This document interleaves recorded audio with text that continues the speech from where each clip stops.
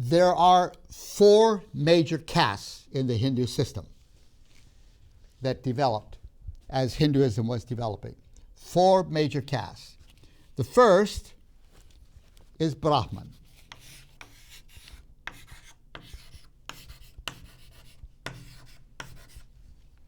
The Brahman are the priestly caste.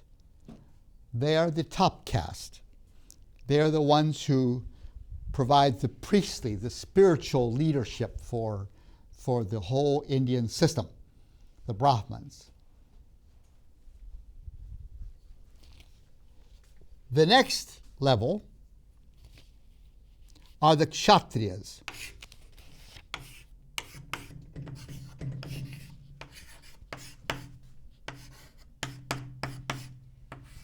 The Kshatriya caste.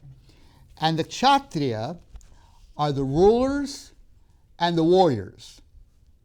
The rulers and the warriors. The Kshatriya caste. The next level are the Vaisyas.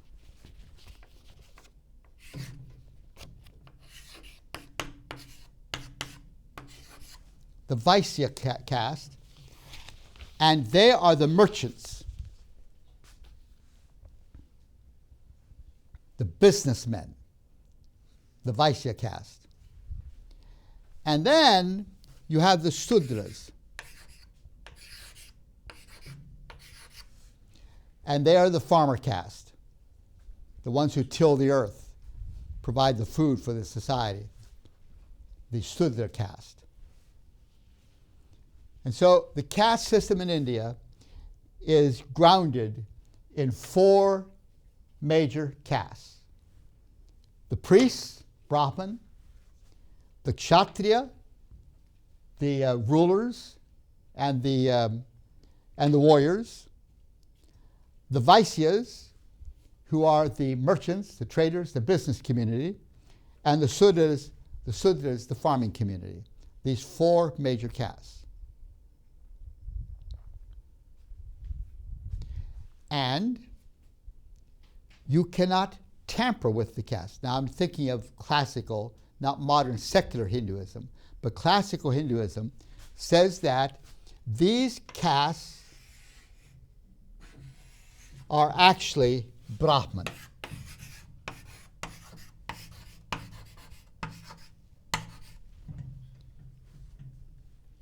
So the caste system and Brahman, which is divine soul, are one. This is autocratic theology, philosophy, at its best, you could say, which we talked about earlier on in our sessions. That if this system itself is divine, then there's no way you could ever transform it or change it, you know. It is fixed within divinity itself. The caste system and Brahman are one. They're one. They have oneness. And as we look further, we will see the way in which the various doctrines and theologies of Hinduism coalesce in ways that do support the caste system, keep it sacrosanct. Now, that is not to say that there's not reform movements within India. There are many reform movements seeking to address some of the evils of the caste system, some of the exploitation in it, and so forth and so forth. There's a lot of concern about that. But you're really swimming against the theology, you could say, when all is Brahman, and Brahman is caste. Now, you also have many, many thousands of other castes as well, subcastes, which are called jati, 50,000 jatis. But these jati subcastes are all within this overall arching system. So among the Brahmin caste, there's many, many subcastes, which are called jati. Within the Sudra farmer caste, there are many, many subcastes, which are called jati. So everyone in India, in the Hindu experience, has his place within the overarching large caste systems, the four major groups, you know. But within those four major groups, you have these thousands of other subcastes called jati. And then you have another level too, which are called the Dalit.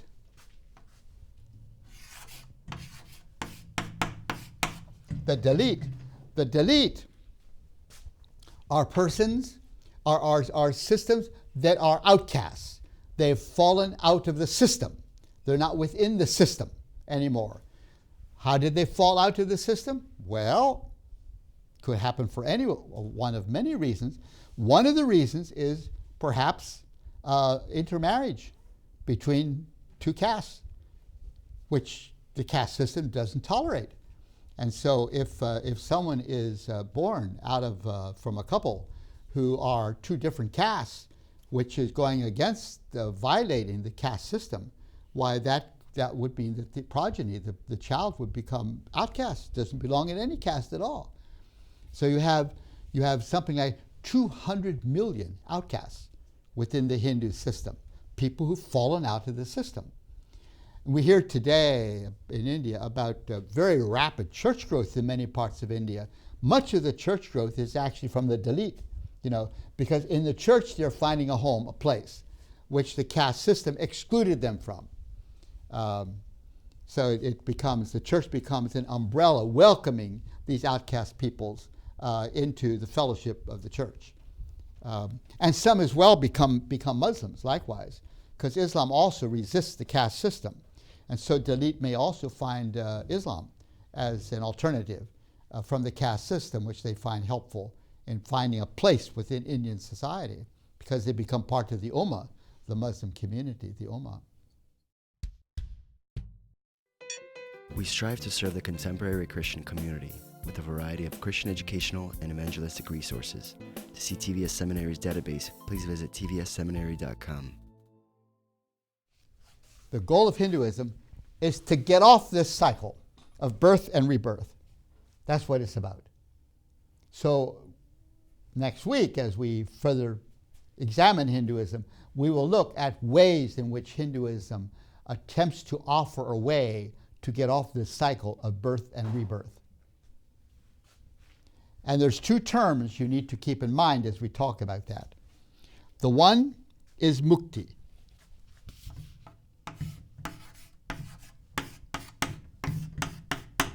And the other is moksha.